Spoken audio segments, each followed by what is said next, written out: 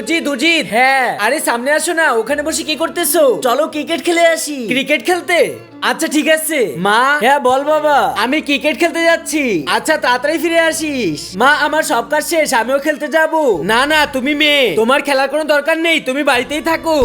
কি খেলতে যাবি? মেয়েরা বাড়ি বাইরে যায় না, বাইরে গেলে বিপদ বাড়ে। খেলতে যাবে আবার? চলো তোমরা সবাই। হ্যাঁ হ্যাঁ, আমি তোমার প্ল্যাটের টাকা নিয়ে আসতেছি, তুমি কোনো চিন্তা করো না। হ্যাঁ শোনো, আমি যে প্ল্যাটের টাকা এনেছিলাম সেই প্ল্যাটের টাকাটা এনে দাও। আচ্ছা ঠিক আছে, নিয়ে আসতেছি।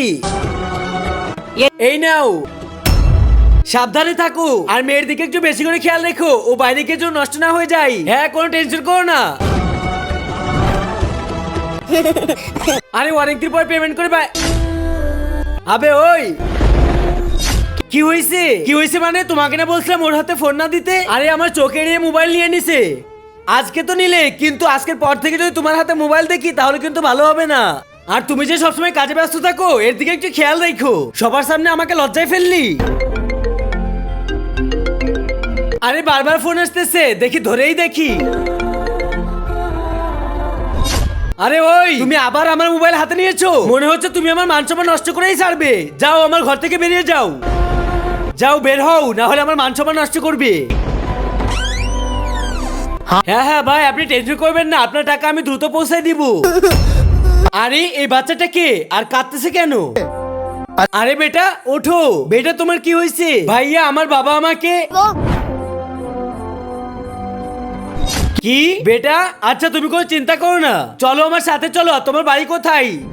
ভাইয়া এই যে এটা আমাদের বাড়ি, চলো বেটা চলো।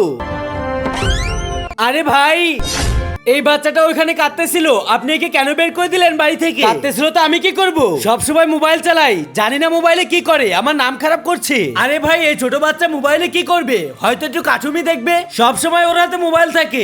বাবা আমি আপনাকে একটা প্রশ্ন করব। তুমি আবার কি প্রশ্ন করবে? বাবা শুধু মেয়েদের উপর এত বাধা কেন? মেয়েরা মোবাইল চালালে তাদের সংস্কারের কথা মনে করে দেওয়া হয়, কিন্তু ছেলেদের উপর কোনো বাধা নেই কেন? মেয়েদের বলা হয় ঘরের ইজ্জত রক্ষা করো, কিন্তু ছেলেদেরকে কেন বলা হয় না কোনো মেয়ের সম্মান নষ্ট করো না? সমাজের সুরক্ষা মেয়েদের উপর হাত তুলে হয় না, নিজের চিন্তাধারা ঠিক থাকলে সমাজের সুরক্ষা হয়।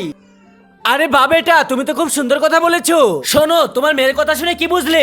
নাকি এখনো তাকে বাড়ি থেকে বের করে দিতে চাও? না ভাই সাহেব, আর মেয়ে আমাকে মাফ করে দাও প্লিজ, চলো আমার মেয়ে। বন্ধুরা আমি যদি ঠিক কথা বলে থাকি তাহলে ভিডিওতে একটা লাইক দিয়ে কমেন্টে লেখো আই লাভ ইউ মা বাবা।